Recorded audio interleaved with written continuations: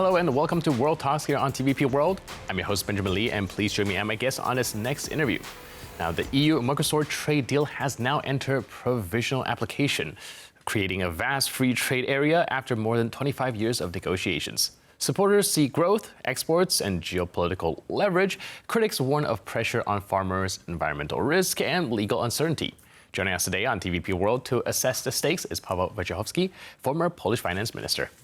Hello and welcome to TVP World. Nice to be here.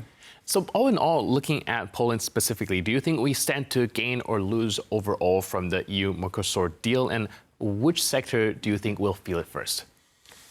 Well, generally, the EU will be benefit. It's a win-win situation. Although the Mercosur countries, Argentina, Brazil, Paraguay, and Uruguay, it's not a big bloc, of countries, and the trade is fairly small with that part of the world. Exports about 50 billion from the EU, 100 billion around trade altogether. In comparison, China is 3 times lower. In comparison to the US, is twice as low. But of course, Poland doesn't have the big trade with those countries, and will not be very affected and that much. Although there's of course with the trade deals there's always asymmetric effect, and the gainers, the winners will be of course the ones the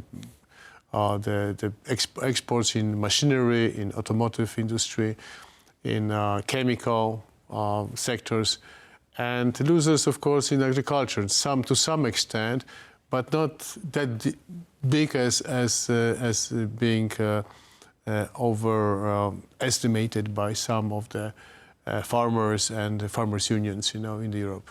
Right. Now, speaking of which, like you mentioned, the farmers are pretty vocal about this deal. Mm-hmm. If we're looking at the threat to Polish agricultural aspect, particularly beef and poultry producers, how much of a threat that really is, like us to assess it in a more kind of factual level?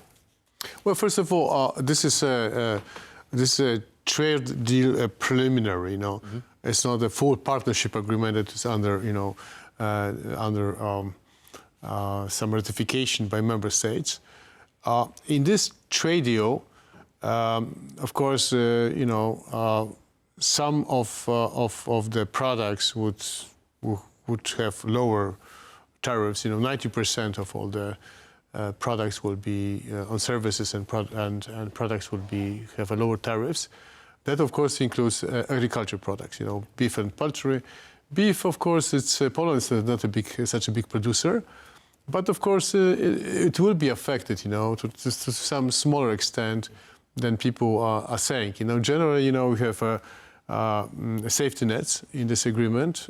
First of all, the safety nets there's a quota system, with no tariffs up to 99,000 tons of beef, for example. Which is about 1.5% of the total consumption in Europe.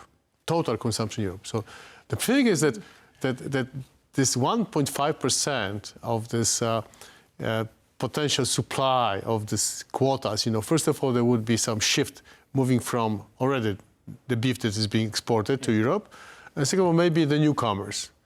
But the thing is that they may affect, altogether the prices. So the farmers are saying now we have low margins, and we will be affected, So they're looking for safety nets. Of course, there's a special fund that could help farmers. In addition to that, the European Union can increase the tariffs, after some time, if there is some anomalies in the market, too much of the pain for the farmers.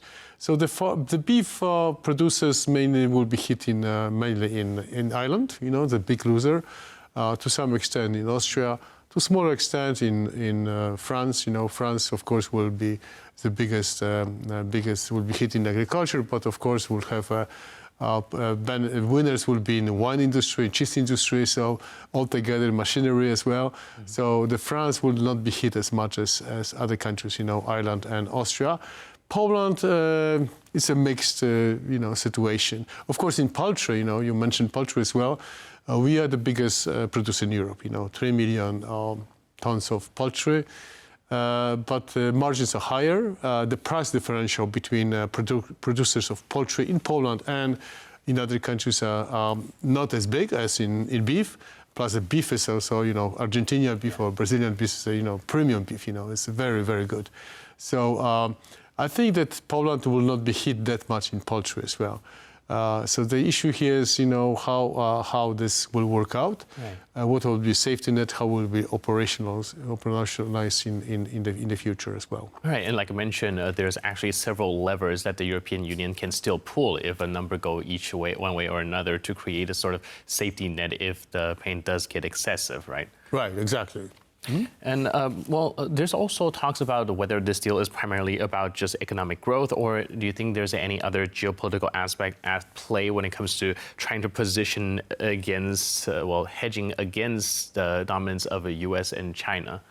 When you mentioned the 25 years of negotiations, in fact, that means that, the deal was almost done, many years ago, was completed, And it took some time, and now, because of geopolitics, the very aggressive stance of President Trump vis-à-vis tariffs, this idea of destabilizing, the world order in terms of, international institutions and so on and so forth.